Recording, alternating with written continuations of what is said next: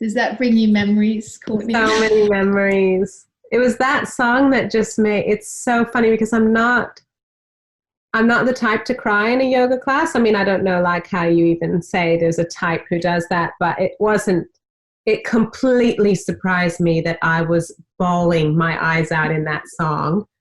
Well, I think that I think that comes from my teacher too and the tradition that she taught. And I think when you move your body and you release the tension, Yeah. and then you connect to words that are, they're beautiful and they connect to your baby. Mm. And, a lot of the day is so busy that we don't get to connect to the baby. And especially for you, that was your fourth child. You're busy with three other kids before that. Yeah. So a lot of the women come, they're like, I had to get to this class because I'm so busy right now. And then for some women, they're at work all week and they're not even allowed to say that they're pregnant, So then suddenly they're in this room and there's all these pregnant women and the energy just gets, activated, and they're allowed to, it's like when you are in love with someone and you just cry because it's so beautiful. It's the same thing. You're just giving yourself an opportunity. Your heart kind of cracks open. And like you said, I mean, I think that's so true. The movement too can bring out an emotional release, because we're holding it all in. And when you're afraid, your body contracts. And that's another practice. We could do that really quickly right now, is if you just sit and you squeeze all the tension in your body, make fists, shoulders up to your ears, clench your jaw, clench your pelvic floor and your belly, and then let everything just drop. And do that again. Squeeze and feel which direction the energy moves in when there's tension, and then feel which direction the energy moves in when you release. And then you instantly, the question I'll always ask is, which way do you want your baby to come out? So you have to be able to hold that space in your body to release and expand so that the baby can make its way out. Otherwise, you're telling your body to hold it all in. Yeah. Oh, that's so good. That alone, we need to just remind women of that. It's so powerful. It's so true. And that's in that situation. And now we're in this big situation. And the more I see myself relax into Zoom classes, this is weird, but I'm digging it now. Yeah. I'm kind of into this, or being able to do this interview with you. It's like we maybe wouldn't have even thought that was possible before, the way you were doing it with people on your sofa. Yeah. And now you've had to do it this way, and it's opened up so many doors, So I think it's just an interesting thing is we tend to contract from what we don't know. And maybe we just need to let go into it and trust it a little bit, and trust ourselves and our bodies, and that women have been doing this for a really, really long time. This is not new. You're not the first person that's been told you got to get a baby out of you. You were designed for it. Yeah. And the holding and unless I'm just talking about a healthy, regular situation. Obviously, if there are complications or high blood pressure, or there's any issues, then that's the amazing thing that we have so much medical help for. But if you're just got a healthy pregnancy, your baby is supposed to come out of you and you're supposed to get it out.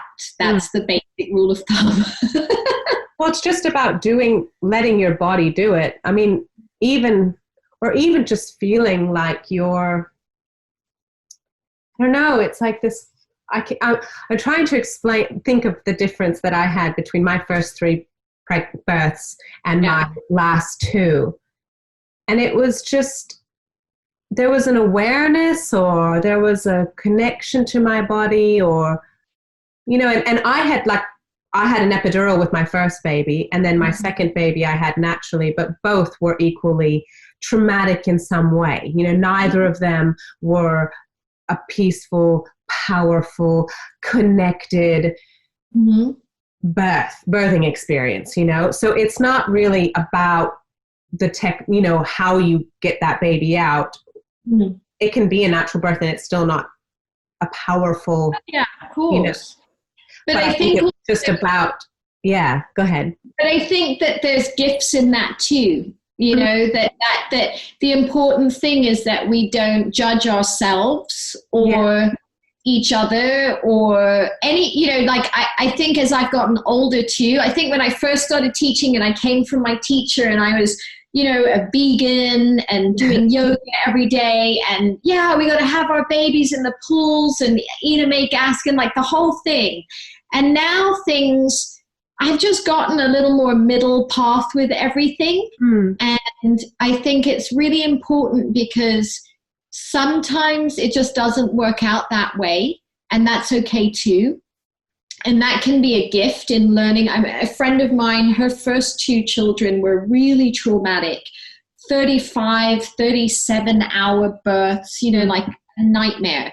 And then she met her second husband when she was, I think she was maybe 40. So she had her 3rd child at 43 and her 4th child at 45. Both of those babies at home at 43 and 45. And I remember very clearly sitting with her and saying to her, okay, so you can say you want to have that kind of birth, but you have to prepare like you were preparing for one of your films that you were going to make or an exhibition that you're about to put on. You know, like you can't just wing it and just think, oh, I'm just going to arrive at the hospital, the baby's going to come out. You know, there's like a preparation and there's a relearning of our way of being in the world. And I think that goes with what you're saying is like maybe the first 2 births, you just assumed that they would happen a certain way. Yeah, and, I did. But you weren't actually prepared for what that force or that experience would be for you, you know? Yeah. Yes. I think that's so true. Okay. So what other questions do I have?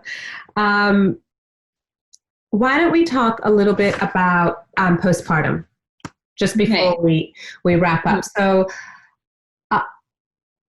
you also teach a postnatal class because I remember coming with my. I stopped doing it. But yeah, I mean, I teach the training and I did teach it for many, many years and I loved it. And then I think I turned like 45 and I was like, I don't know if I want to be in a room with a bunch of screaming babies. Fair enough. I teach other people to do it now.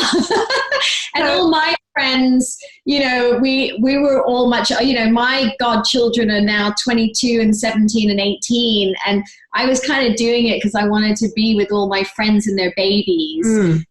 And then I was like, okay, I'm done now. But I think that's a really important class. Women come from 6 weeks. They bring the baby to class.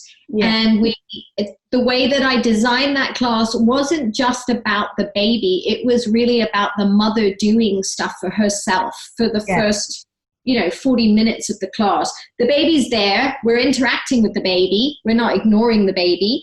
But it's not about massaging the baby and taking care of the baby. And obviously, if the baby cries or needs to be fed, that's your first place you go to. You know, you don't leave the baby so that you can do your exercises. But the thing that I think has been really interesting, especially at this time where we are all being asked to stay home, is there's an ancient tradition. It's a yogic tradition. It's tradition in India and in, I think, a lot of Asian countries. And that is that the mother stays home for 40 days after the baby, a day for every week that she's pregnant. And the idea of that is that she stays home and takes care of the baby and her partner takes care of her, and that you get real quiet in your little bubble, of that family. And you're kind of learning the ways of the baby, because that baby doesn't come for it to be convenient for your life. It takes, that's why we say, don't come to postnatal class for 6 weeks. Part of that is the body having to heal, but part of that is like, you can't even get out of the house for the first 6 weeks, You're still learning each other's ways. And I think it's a really precious time. And before lockdown, we would just put that baby in the pram and go out and, you know, go shopping. And sometimes I'd see women in Oxford Street with tiny little, mini little babies, you know, with pollution and noise. And you get that baby has just been in this really safe bubble for 40 weeks.